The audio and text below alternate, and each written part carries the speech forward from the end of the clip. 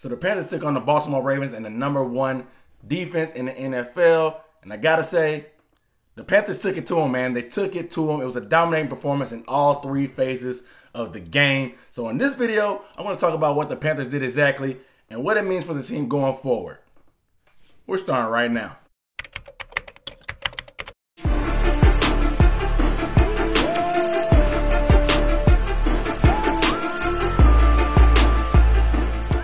What up, dude? What's up, everybody? It's Aaron Duncan here at the Necessary Blunt Sports Talk. You guys already know, if you don't and it's your first time here, this is the channel we might not tell you what you want to hear, but I'm definitely going to tell you what you need to hear. And on here, I give recap and analysis of the best division in the NFL, the NFC South, along with all kind of NFL coverage. So make sure if you want to see more videos about the Panthers, the Bucks, the Saints, or the Falcons, you got to hit that subscribe button below, man. You got to hit the bell icon also. That way you get a notification every time I drop a video. And make sure you get a video a thumbs up, please. But hey, real quick, Panthers fans, let me know what you thought about the game. The defense balled out for the first time all year. What do you think about the defense going forward? Can they keep this type of stuff up? And what did you think about DJ Moore having a breakout game a little bit, having over 130 all-purpose yards? Let me know down below in the comments. So the Ravens started out in their first drive making a statement, driving all the way down the field and scoring a touchdown with some hard-nosed running. Alex Collins he ran pretty hard today. I'm not going to lie, man, but it just seemed like, okay, what are the Panthers going to do now? The Ravens really came into Bank of America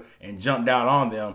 And the pressure was on Carolina. We didn't want to see them dig another hole like 17-0 like they did before. They knew it was going to be hard to come back on a great defense like Baltimore, so they knew they had to answer. Pretty much after that, the defense locked down. They only had one more red zone trip besides that first drive. The defense ended up causing 3 turnovers, 2 interceptions of Joe Flacco, and 1 fumble. Kyle Love kicked it off when he blew back into the backfield and did his best Jadeveon Clowney impersonation when he shot through and hit the running back, knocked him silly, knocked the ball out, fumbled around a little bit. We ended up getting the ball in the red zone for the offense. Those kind of turnovers are the complementary football that made the Panthers a great team in 2015 when they went to the Super Bowl. The defense was getting turnovers and getting stops, setting it up for the offense to go ahead and score easy points. This is how the Panthers became the #1 scoring offense in 2015. It's just those easy opportunities that the defense was creating. And I have to say, man, Dante Jackson, he did not get a big time on the stat sheet. He did have that nice clutch sack, but this is probably the best game he's had. He went against one of the fastest receivers in the NFL. Of course,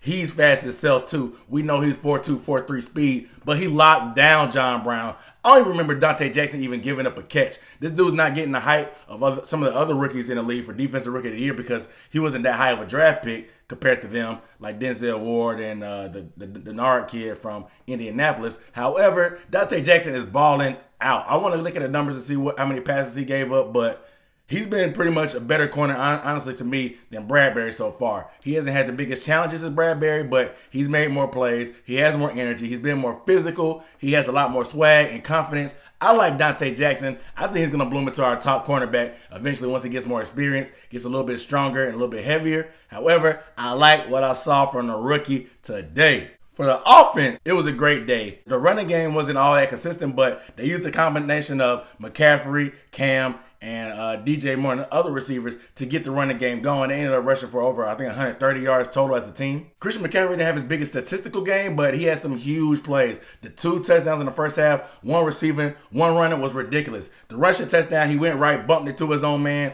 ended up cutting back to the left, finding that area for, I think it was 11-yard touchdown run was huge. It was a pretty big statement run. And then the next drive with the tip pass on the run pass option, Cam tried to pull it out and throw it to Devin Funchess. It got tipped up. I don't know how McCaffrey even saw it. The ball was fake to him. He wasn't even paying attention, but he ended up snagging on the guys that were going for the tip and scoring a touchdown. That was the craziest, wackiest play you'll ever see in football. And I have to say for Cam, man, his game has really, really matured. I say it a lot, but his game is really mature. 21 for 29, 219 yards, 3 total touchdowns, 50 yards on the ground running. This is the all-around game we need from Cam. I like the way the team is constructed now. North Turner's giving Cam simple reads, simple completions to let the other guys make plays, get everybody a chance to spread the ball around, and then Cam doesn't have to carry the team. He can kind of just be a facilitator, and it's like him having so many weapons gives him a chance to open up different areas for that running game. You saw how wide open a lot of times it was when he was faking the handoff and bootlegging out. And it's beautiful to see how this offense is setting up with North Turner. Bright side is the only thing this offense can go is up. I mean, they're brand new coordinators. Once everybody gets more used to the system, it's going to get even better. 7 guys caught a pass today, which is ridiculous. And it's hard to stop when you have that much speed on the field and that many different guys touching the football. Let's talk about DJ Moore, because I gave him a lot of flack for that Redskins game and those 3 turnovers. This was the best game in his career. 90 yards receiving on that 99-yard drive. We went on the best defense in the NFL. Let me tell you that. A 99-yard drive on the best defense in the NFL. He had a clutch, long pass when we were backed up. DJ Moore, shout out to him. 90 yards receiving. I think he had 39 on the ground. Over 129 yards all purpose. This is how we need to use him. This is how we envision using him. Running after the catch.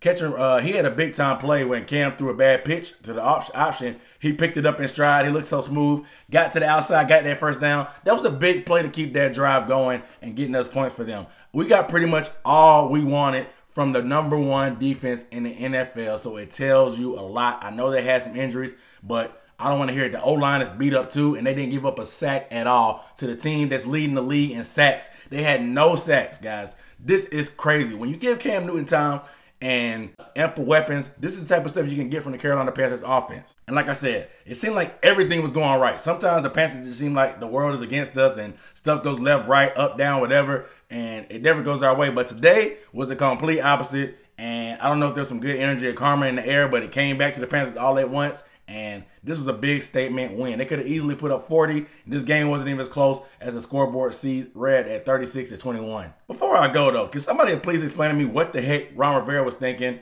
at the end of the first half? Like 3rd and 2, we just sit there. Cam throws it away, and we're like, okay, whatever.